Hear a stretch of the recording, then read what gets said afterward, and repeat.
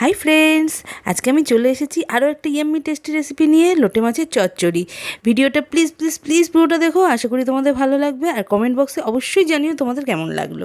তো আর দেরি না করে চলো যাওয়া যাক রান্নায়। তো আমি প্রথমে মাছগুলোতে নুন হলুদ মাখিয়ে ভালো করে ম্যারিনেট করে নেব। বন্ধুরা, আমার ভিডিওটা যদি তোমাদের ভালো লেগে থাকে তাহলে আমার ভিডিওটাকে লাইক করো, অনেক অনেক শেয়ার করো, আর আমার চ্যানেলটাকে প্লিজ প্লিজ প্লিজ সাবস্ক্রাইব করো। এবার আমি একটা পাত্র নিয়ে নিলাম। পাত্রটা গরম হওয়ার পরে এতে আমি একটু বেশি পরিমাণে সর্ষের তেল দিয়ে দিলাম। তেলটা গরম হলে আমি একে একে ফোড়নগুলো দিতে থাকবো। তো দেখো বন্ধুরা, তেলটা গরম হয়ে গেছে। এবার আমি এতে 3টে শুকনো লঙ্কাকে চিড়ে দিয়ে দিচ্ছি। একই সাথে আমি এতে 1 চামচ লবণ আর 1 চামচ হলুদ দিয়ে দিচ্ছি। এরপরে আমি মাছগুলো তেলে ছেড়ে দেবো।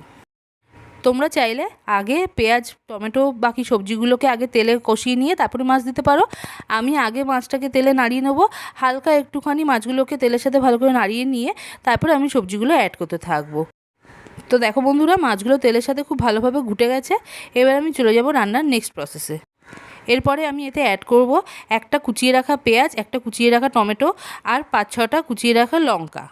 সব কিছুকে মাছগুলোর সাথে ভালোভাবে মিশিয়ে নেব। একই সাথে আমি অ্যাড করব 1 চামচ কাশ্মীরি লঙ্কার গুঁড়ো আর 1 চামচ আদা রসুন বাটা। এই সময় তোমরা চাইলে শুকনো লঙ্কার গুঁড়োও অ্যাড করতে পারো। এরপরে আমি পুরো রান্নাটাকে খুব ভালো করে তেলের সাথে নাড়তে থাকবো যতক্ষণ না পুরো রান্নাটা শুকিয়ে আসছে আর তেলটা একদম ছেড়ে বাইরে বেরিয়ে আসছে। আর পুরো রান্নাটাই হবে ফুল আছে, গ্যাসেই করো বা ইন্ডাকশানে করো, দুটোতেই ফুল আছে হতে থাকবে। তো দেখো বন্ধুরা, রান্নাটা আমার প্রায় হয়ে এসেছে। আমি আর 2-3 মিনিটের মতন তেলে নাড়াবো।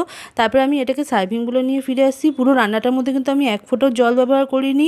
পুরো রান্নাটাই হবে তেলে। লোটে মাছের চচ্চড়ি কিন্তু যত বেশি ঝাল হয় তত খেতে বেশি ভালো লাগে। আমি যে কাঁচা লঙ্কাগুলো দিয়েছি সেগুলো প্রচণ্ড পরিমাণে ঝাল, সেই কারণে আমি আর আলাদা করে শুকনো লঙ্কাগুলো অ্যাড করিনি।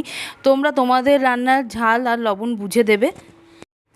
তো দেখতেই পাচ্ছ জিনিসটা কতটা ইয়াম্মি আর টেস্টি লাগছে, দেখেই জিভে জল চলে আসছে।